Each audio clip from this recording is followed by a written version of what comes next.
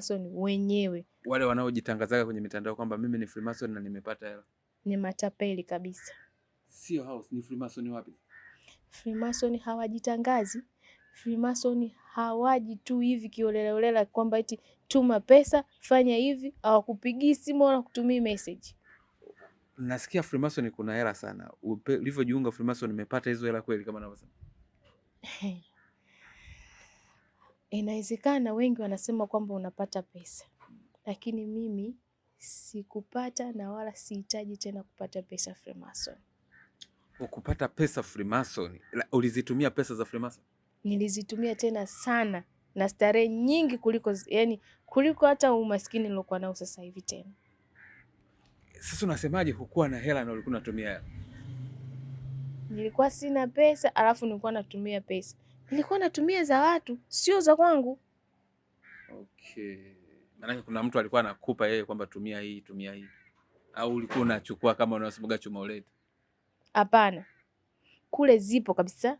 Leo mimi nataka niende Dubai, nikale bata, naambiwa kiasi gani sijui. Ila mimi naomba pesa ambazo zinaweza zikanitosheleza kwenda na kurudi. Okay. Zikiisha mimi napiga tu simu, natumiwa nyingine. Zinakuja tu. Lakini huu ina za ziada nyingi sana za kusaidia ndugu. Huruhusiwi kufanya hivyo kitu. Huruhusiwi hata kutoa chembe kwenye matumizi mengine zaidi ya kwako binafsi. Okay. Sasa tuende moja kwa moja, jinsi gani wewe ulijiunga kwenye hao Freemason? Mimi nilijiunga, ni mtu tu alikuja akanipenda, akaniambia anataka kunirithisha mali. Okay. Sawa, tuende moja kwa moja kwenye mkasa. Nasikitika kuingia Freemason. Okay. Pole. Asante. Yeah. Kwa nini anasikitika kuingia Freemason? Kwa sababu wengi wanadhani kwamba Freemason unajiunga kama vile wanavyosema, wanakutumia message, wanakupigia simu, unakuta wamebandika vipeperushi kwamba kujiunga Freemason, namba hizo hapo, kufanya hivi, namba hizo hapo, moja kwa moja unajiunga. Ule ni uongo. Okay. Na kujitangaza, watu wanaojitolea kwamba anajitangaza mimi ni Freemason, sio kweli. Freemason huwa hawatangazi. Okay. Na wala huwa hawakufati kwamba eti wewe hivi 1 2 3. Hapana. Hakuna kujiunga eti kwamba ulipie afu ndo ujiunge. Sijui tuma 100,000 sio 50,000. Huo ni uongo. Hiyo sio Freemason.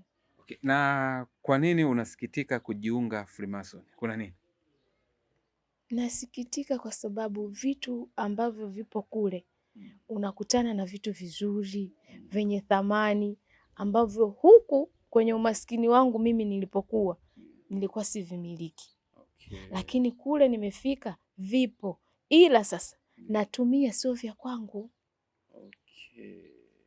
Unatumia sio vya kwako? Natumia sio vya kwangu, na maana kwamba unaruhusiwa kutumia lakini huruhusiwi kuvimiliki.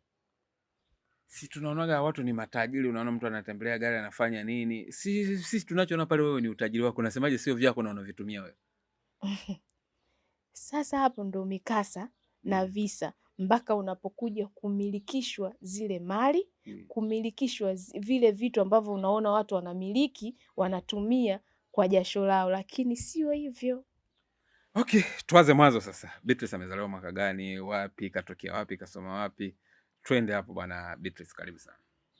Asante. Beatrice nimezaliwa mwaka 1992.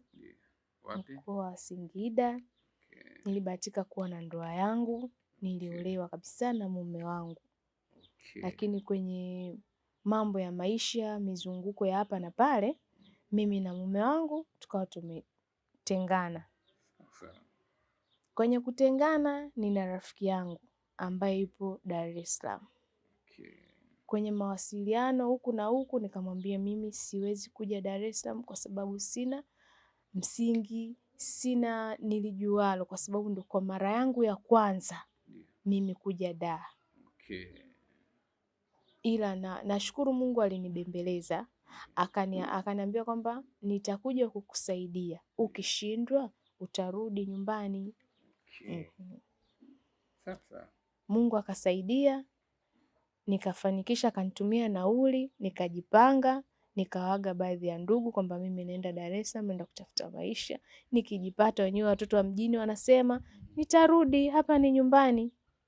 Kwa wakanikubalia, mimi nikafungasha, nikaja Dar.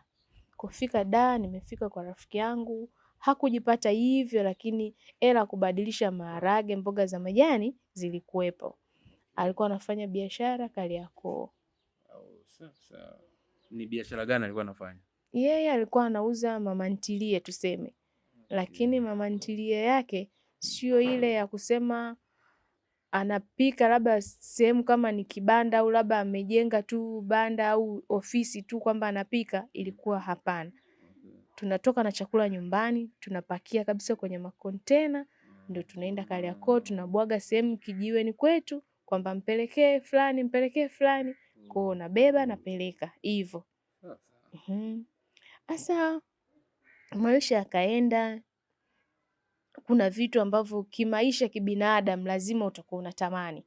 Kwamba labda mimi yani kuna ile unasema kwa nini huyu alikuja huku Dar, mbona ameweza kufanya hivi? Kwa nini mimi nisifanye hivi? Kwa nini sio ile kiwanamke lazima yani uumie, kwa nini mwenzangu amepata kiasi fulani, mimi nashindwaje?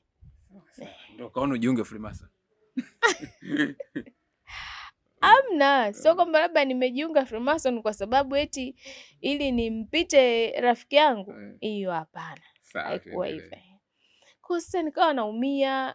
Baadaye kuna siku aliniuliza, "Mbona Beatrice kama hauko sawa?" Nikamwambia, "Nimekumbuka tu nyumbani ili kumpoteza kwamba sijisikie vibaya." Basi mlikuwa kwenye biashara yenu hamtumii vidawadawa vya hapa na pale, kwa sababu nasikiaga biashara hizi za mjini zinahitaji vitu kidogo vya hapa na pale. Sasa hiyo siri yake. Ila mimi kwangu hajawahi kuniambia eti uchukua hii weka fanya hivi au paka. Hiyo kwangu hajawahi niambia. Kama waza hata kumroga kidogo na wewe. Mimi sikuwaza kumroga, kwa mimi nilikuwa natamani na mimi niwe na ya kwangu. Sawa, tuendelee. Basi akanambia kwamba kama kuna kitu kingine kinakukwaza, maana naona haupo sawa, niambie. Nikamwambia hapana. Nakumbuka siku hiyo ilikuwa ni mchana, tushamaliza chakula. Nikamwambia ngoja nipite nianze kukusanya kontena zangu. Akasema sawa. Mimi niko njiani nakusanya. Bahati mbaya nzuri sijui nahisi kama sio kujikwaa, basi yule mama kuna kitu alidondosha. Nikaokota nikampa. Kumpa akaniuliza, "Unaitwa nani msichana?" Nikamwambia naitwa Beatrice. "Beatrice, unaishi wapi?" Nikamwambia sio mbali na hapa. "Niambie." Sasa kumwambia mtu ambaye simjui ikawa ni mtihani kidogo. Nikamwambia naishi hapo tu Mchikichini. "Sehemu gani? Mtaa upi?" Sasa naona maswali yakawa yako mengi. Kwa mimi nikamwambia tu wewe elewa kwamba naishi Mchikichini na kwani kuna tatizo au nimefanya vibaya kukotea hiki kilichodondoka? Akasema hapana, nimekuona binti mpole, yaani unaelekea kabisa hicho ambacho nataka nikupe. Unipe? Kwani wewe hutaki, kuna vitu fulani hivi hutaki kumiliki? Mimi kimisingi ipi yani nimiliki? Yani sijakuelewa, labda dadangu naomba unifafanulie. Sasa ndo akadakia kwa sababu pale nilikuwa sijajua kama yule ni mke na mume. Kwa akadakia yule baba aloko hapo pembeni akasema, "Beatrice mwanangu, kuna vitu vingine unaweza ukakutana navyo ikawa ni sababu ya kupata kitu au ni sababu ya kupoteza kitu." Lakini nikawa sijamuelewa bado. Nikamwambia ina maana hizi hela sasa, ngao kwa sababu nilikuwa ile apron nilikuwa nimevaa. Sasa au hizi hela zilizokuwa hapa hazipo? Wanataka kama nikaingiza mkono kuangalia. Sikia nikipepesa hivi naona kama naona makaratasi. Niangalie, ni kitu ambacho hakiwezekani. Sasa utaangalia na wao kama wanataka kufanya kitu kibaya, sina maana zinapotea kabisa. Nikasema sawa baba, nimekuelewa, ila naombeni msamaha kwa sababu nawahi kwenda kuchukua kontena. Wakasema hizo kontena ziache, sisi tutakupa zaidi ya hizo. Sasa bado hapo bado mmesimama maeneo huko Kariakoo. Hapo tumesimama. Okay. Najidadavua, atanipaje mimi hizo kontena zaidi ya hizo? Okay. Nikamuuliza, baba, naona kama unanichanganya. Au sasa ikabidi sasa nitumie lugha ya ukali kidogo. Nikasema, au ndo nyie matapeli wa mjini? Okay. Hasa akaniambia, unanikosea heshima mwanangu, mimi sio tapeli. Nikamwambia, hapana.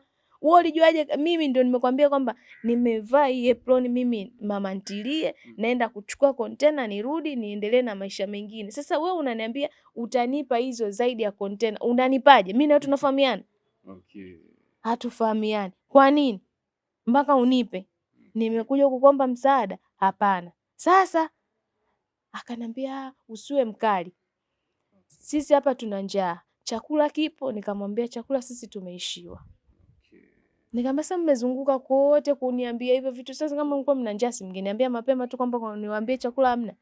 Akasema sawa, sisi tulikuwa tunahitaji chakula, tunakipataje? Nikamwambia, kwenye migawa mingine kwa hapa Kariakoo zungukeni, mimi ipo tu hapa, mkisogea kwa hapo mbele mnapata. Wakasema aha, ila sisi tunataka wewe. Hasa kila najitafakari, wanataka nini kwangu? Kwa nini wanataka kila kitu mimi niwaongoze au mimi niwafanyie? Nini wanachokitaka kwangu? Nikawa nasema, au kile nilichookota ndicho kinacholeta haya yote? Kwani ulichokuwa umeokota hasa kilikuwa ni nini? Hukukiona vizuri leo ilikuwa ni nini? Sikukiangalia, mimi niliona kama ni bahasha, si ni yaani kama kimefungashwa tu kwenye kifungashio. Shida yangu mimi nahisi tu nilimgusa akakidondosha bahati mbaya. Okay. Sasa Akasema tunaomba twende. Okay. Sehemu nilipo tukaenda mgawa wa kwanza, chakula kimeisha. Mgawa wa pili, chakula kimeisha. Mgawa wa tatu akasema kipo lakini kina mtu. Okay. Kwa nini kina mtu? Basi tunaomba labda mtusaidie ili huyo mtu mwingine mumuandalie. Wakasema ngoja tumpigie simu. Bahati mbaya nzuri simu ikawa ipatikani. Kwa wakawapa, wakawa wanakula. Nikamwambia sasa tayari nimeshapata chakula, basi mimi naomba nifanyaje? Niende, kwa sababu kule bosi wangu tayari anafanyaje? Ananisubiria. Wakasema hapana, huyo bosi wako sisi tutadili naye, lakini sisi tunaomba kwanza tukuambie. Okay. Hapa sasa kwenye kuambiwa mambo yalikuwa ni tofauti.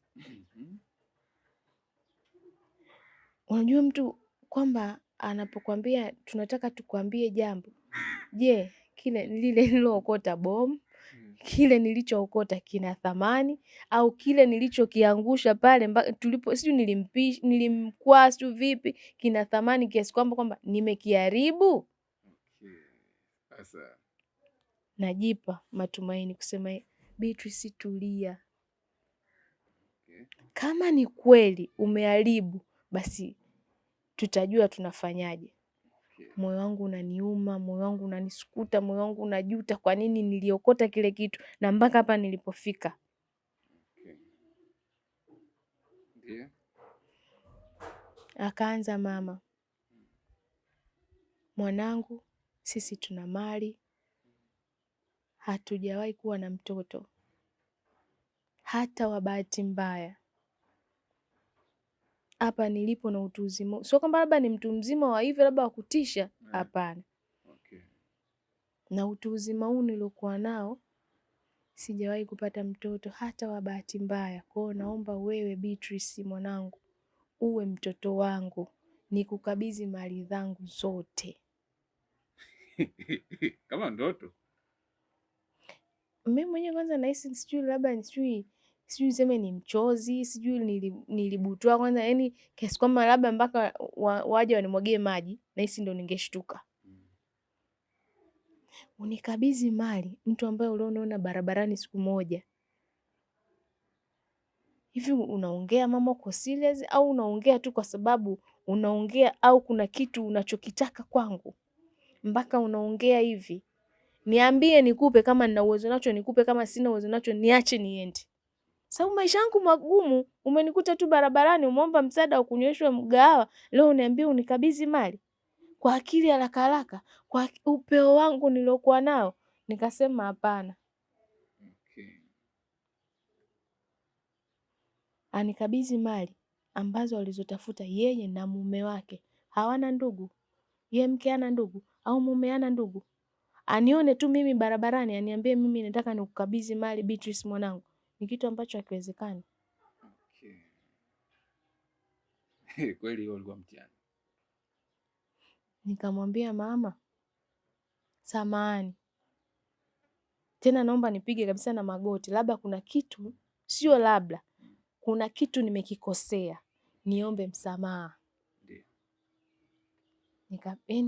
Naenda natoka kwenye kiti naenda kupiga magoti, nahisi kabisa natetemeka hivi, naombeni msamaha baba na mamangu, naomba msamaha mimi hapa Beatrice kwa kitu ambacho nimekosa. Sijajua ni wapi nilipowavunjia heshima na wala sitaki kujua kosa nilolifanya, ila naomba unisamehe. Tena naombeni mnisamehe kabisa, moyo kabisa, yani naomba. Amna mwanangu, hujatukosea, simama. Nikamwambia wewe huwezi kunikabidhi mimi mali ambazo wewe umechuma na mume wako. Wewe una wadogo zako, wewe una watoto wa ndugu zako, kawape. Kwani unipe mimi? Wewe una ndugu? Sisi tumekuona wewe Beatrice, sio hivi, yani kabisa unaweza kumiliki. Aisee, alichukua muda karibia masaa 3 yani kule kwanza kazini wananitafuta, alafu na wao wanazidi kuniweka pale, sielewi maisha yangu mimi naenda kuyajenga kwenye misingi ipi.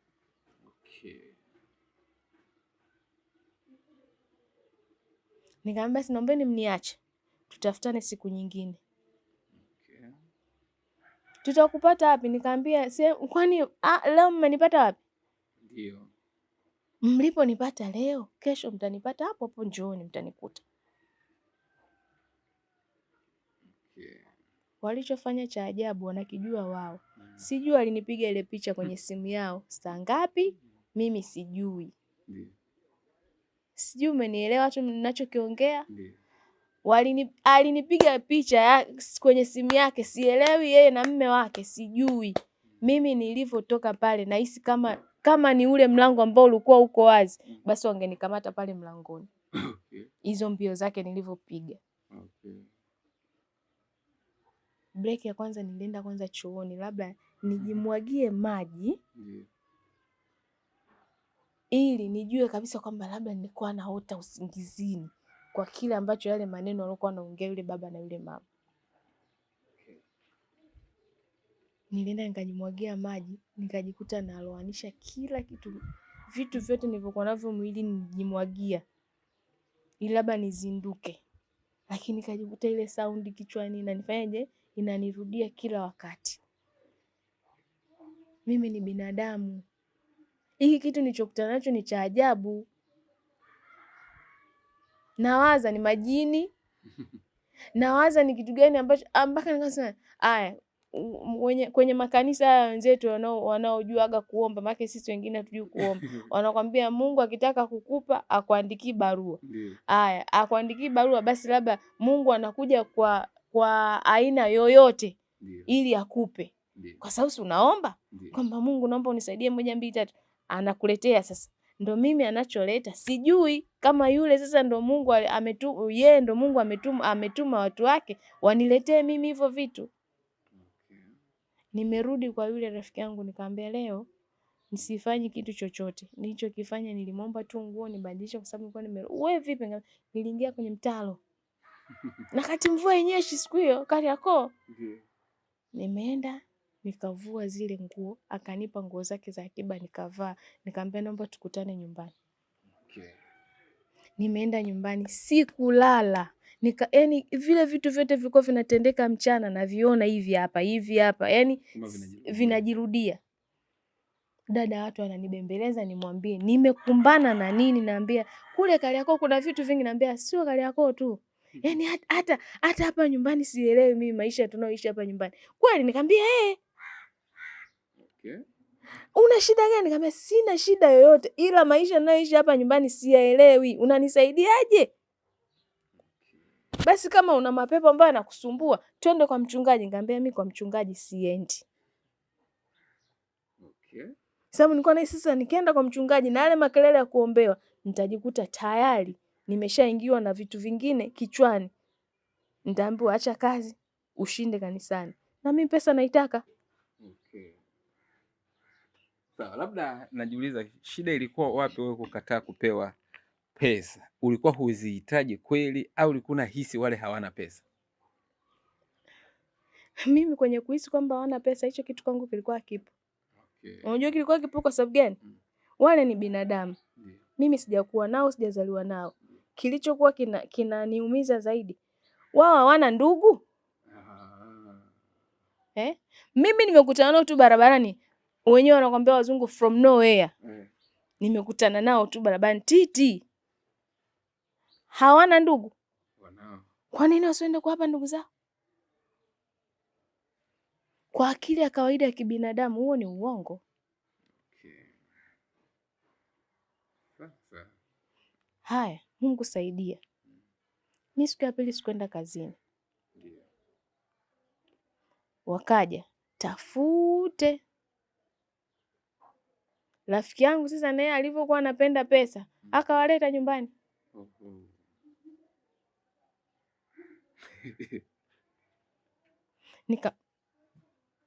Nikamwambiaje? Nikamwambia sawa, umewaleta nyumbani. Wewe unawajua?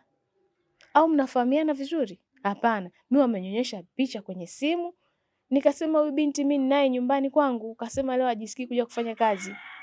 Kumbe ndio jana yake alikuwa amekupiga picha. Okay. Sawa. We baba, na we mama, mimi niliwaomba pale pale msamaha. Nyumbani kwetu tumefuata nini? Mimi sitaki hizo mali zenu. Hazinihusu. Sisi hapa hatujaja kukuletea mali, tumekuja kukuomba. Kuna kazi tunataka tukupe. Okay. Kazi? Ambayo itakupa maisha mazuri baadaye. Uachane na hii mama ntilie.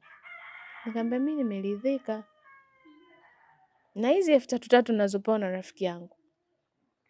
Yule dada akasema, hapana Beatrice, kama wana kazi nzuri 3,000 ni kitu gani? Unaweza kama unapewa kwa siku 10,000 ili maisha yako yaendelee. Nikamwambia ndugu yangu, naona niuza. Sasa maki sasa naye tena akaingia kwenye mkumbo wa mali. Okay. Nikamwambia ndugu yangu, naona niuza. Wewe hao watu wajui. Wewe wanakuja wanakuongopea na wewe unaingia kwenye mfumo. Jiangalie basi na wewe maisha yako yalivyo. Afu niangalie na mimi nilivyo. Waangalie na hao watu tunafanana nao. Walikuwa wanaonekanaje hao watu kwanza wenyewe? Ni wabongo usiwe zetu, labda watu wa rangi nyingine au yani wakoje? Wa rangi nyeusi kabisa. Okay. Bora hata mimi mweupe. Okay. Rangi nyeusi ya kwetu, wa Afrika kabisa, sio wa kusema labda bara lingine huko. Wanataka kunipa mali. Okay. Nikamwambia sawa dada. Nikienda kufa, wewe ndo utahusika na msiba wangu. Nikienda kuchinjwa, wewe damu yangu ndo itakayokutesa kwa sababu wewe ndo umenileta hapa. Okay. Usiongee maneno hayo, sio vizuri. Nikamwambia sawa. Mungu ndo anajua. Tuingie ndani tuombe kama inawezekana. Kwani wewe dini? Nikamwambia hata kama kwani Muislamu hataki kuswali? Swali. Basi niache na mimi nikaombe. Ndio. Nakwenda sipajui. Nyinyi ndo mnapajua. Okay. Sema sawa.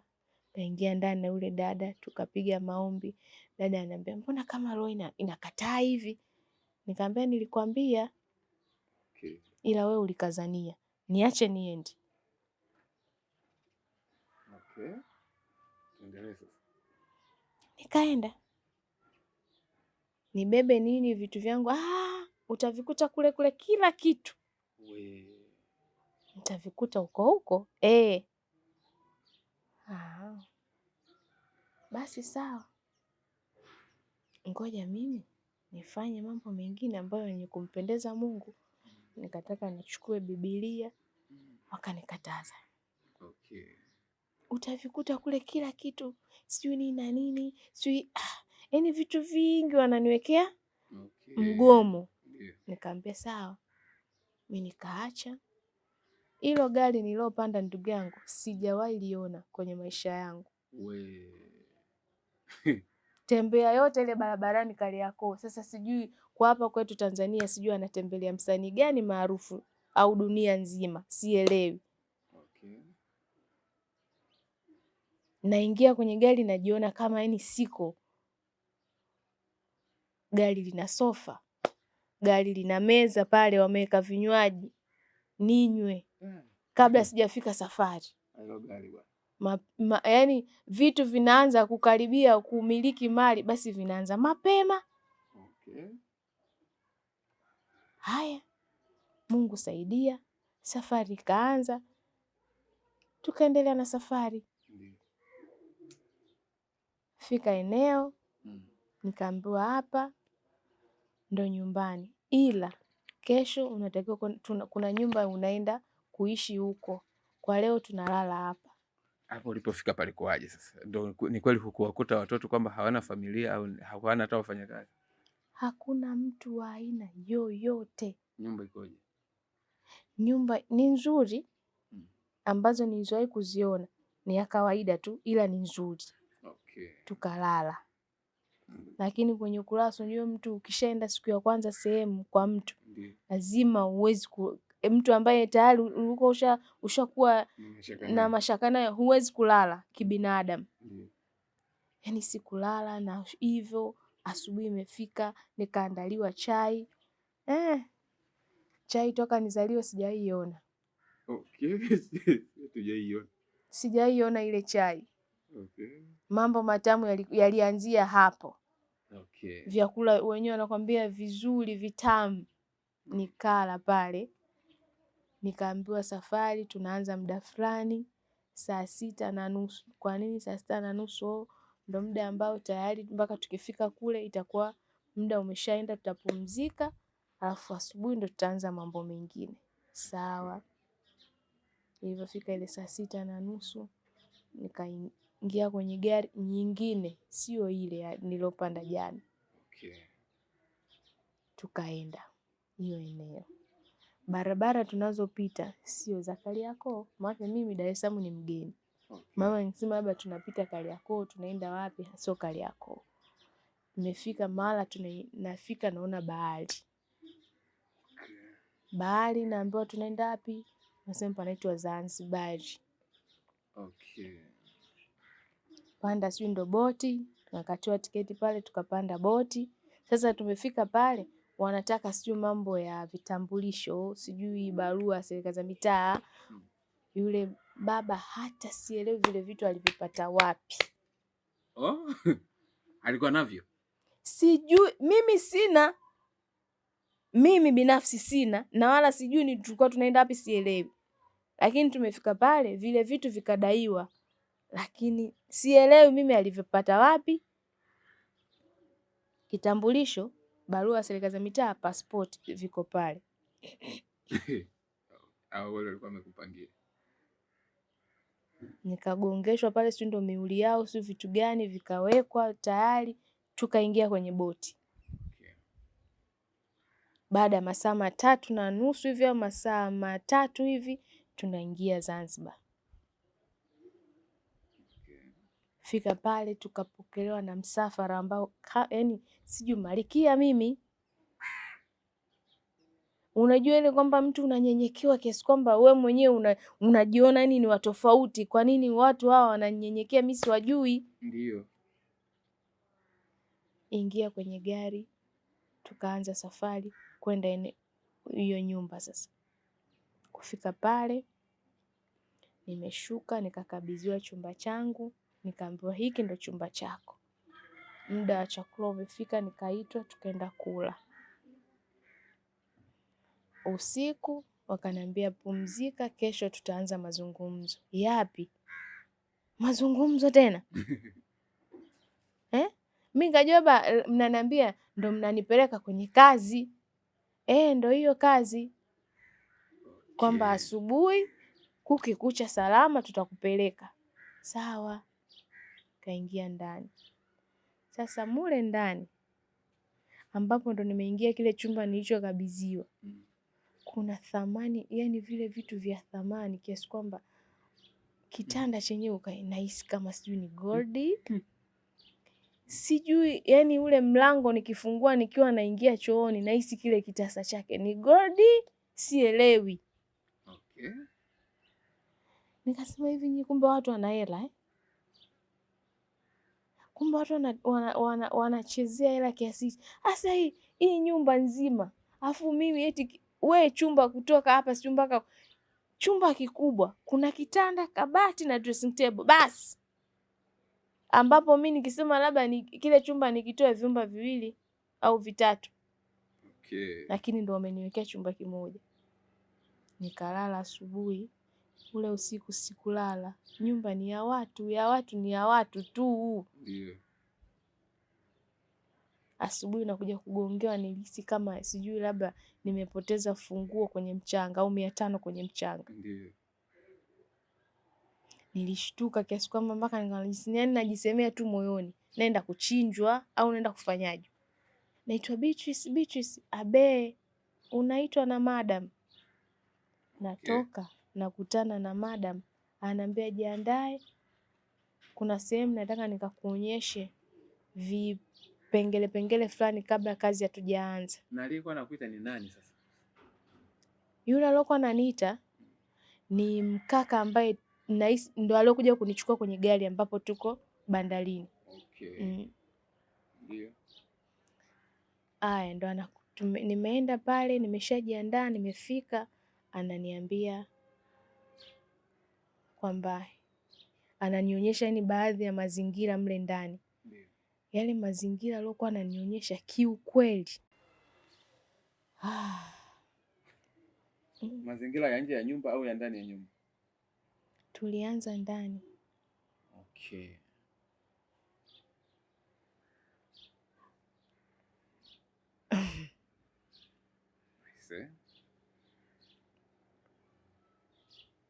Niliwakuta kwenye hicho chumba watoto wako 6. Watoto ambao yani unaona kabisa mtoto amelia, au ni yule mtoto ambaye anatamani kumwona mama yake. Okay. Anatamani kuiona familia yake, au anatamani tu apenyezewe tu, afunuliwe, sio ni mlango, sio ni dirisha, kwamba jua huku nje lipo hivi. Unajua ile mtu ukiingia, mtu ana shauku na kupata kitu ambacho anataka kumwambia. Ndio. Yani nilijikuta sina thamani tena. Okay. Watoto walikuwa wanaonekana kama wana umri gani? Yani kama sio kupishana, kuna yule mdogo kabisa kwenye miezi 6, 8. Okay. Yani ni kadogo. Huyu mwingine ambaye tayari ni mkubwa, miaka 7, 8 hivi au 6, ndo kwanza darasa la kwanza. Lakini wa chini hapo miaka 3, miaka 2, 1, 1.5 hivyo. Okay. Nikawa najiuliza mama zao wako wapi? Okay. Na kwa nini wako humu? Ndio. Nikamuuliza madam, akanifanya shh.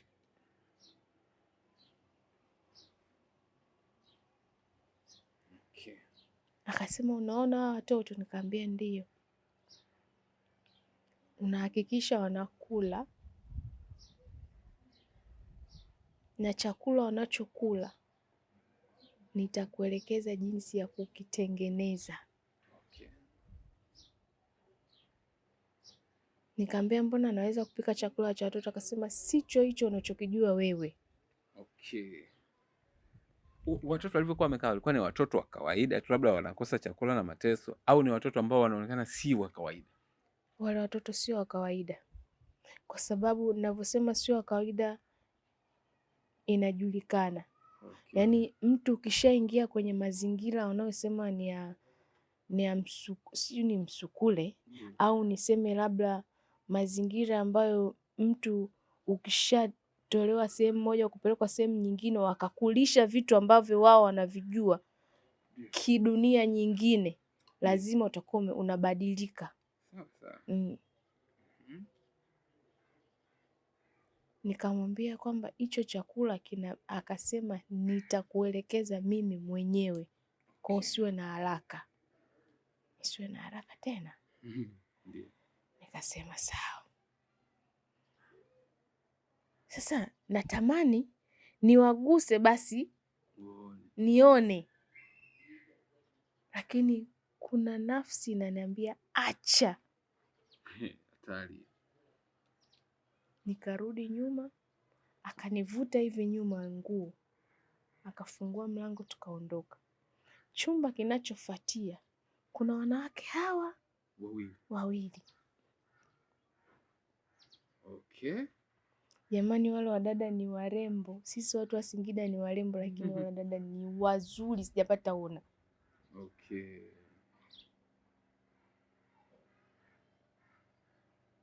Yaani kuna namna fulani mtu ukiingia, yani kama mtu anatamani kukuambia kitu lakini anashindwa. Na mule pia kwa wale wadada nimeingia, nimekuta na hiyo hali.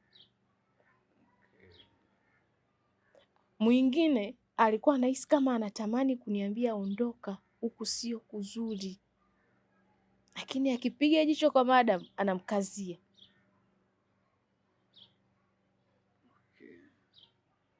Na sasa ningana hivi, sawa, hii ndo kazi? Ndio. Sijaelewa mimi kuletwa kule watoto huku nakutana na nisemeje, yani nakutana na wanawake ambao kama ni kuzidiana basi miaka 2 au miaka 5. Ndio. Lakini mbona wadada wazuri? Wanafanya nini mle ndani? Nini hasa kilichowaleta? Na kule ulikotoka kwa watoto, wanaonekana watoto ni wa jinsia gani? Wote jinsia moja au tofauti? Tofauti. Okay. Nikamuuliza madam, kuna kitu kingine unataka kunionyesha? Ndiyo. Akasema bado hatujamaliza. Nikamwambia basi nipeleke kwanza huko. Okay. Tukatoka. Anaenda kunionyesha chumba cha 3. Mungu we.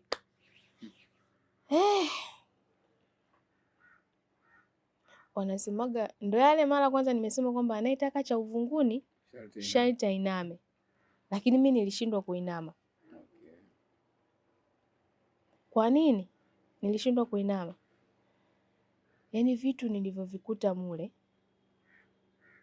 akaanza kuniambia sasa kule kote nitakuelekeza, kwa wale watoto, kwa wale wamama wawili, lakini hapa ndo chumba ambacho utakuwa unafanya kazi muda wote. Okay. Yaani kule kwa ziada tu. Sasa anakuja kufanyaje kazi humu ndani wakati hakuna kitu kingine zaidi ya mafuvu? Yale mafuvu nifute, ukifuta ukilishika hili ambalo ndo unaanza kulifuta, okay.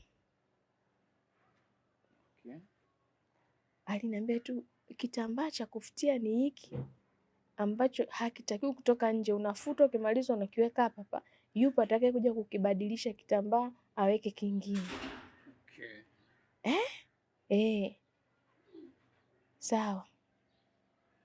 Anaenda kunionyesha sehemu ambayo natakiwa niwe naandaa chakula, na kile chakula cha watoto sio hivi, sio ubwabwa maharage, sio wali samaki au ugali dagaa, sio ugali tembele. Hapana. Tena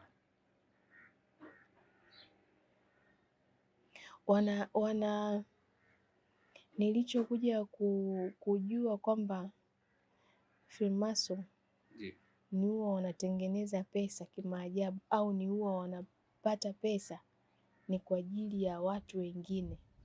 Okay. Yaani kile chakula unakuta labda mtu anakwambia kuna ajali imetokea. Ndio. Anaenda wanatuma wanavyovijua wao makafara yao. Ndio. Wanachukua, sitaki kusema sana. Chukua ni damu. Wanachukua ile damu, kama ni mtu ambaye tayari ameshapasuka ubongo, wanachukua ule ubongo, ndo chakula cha wale watoto mle ndani.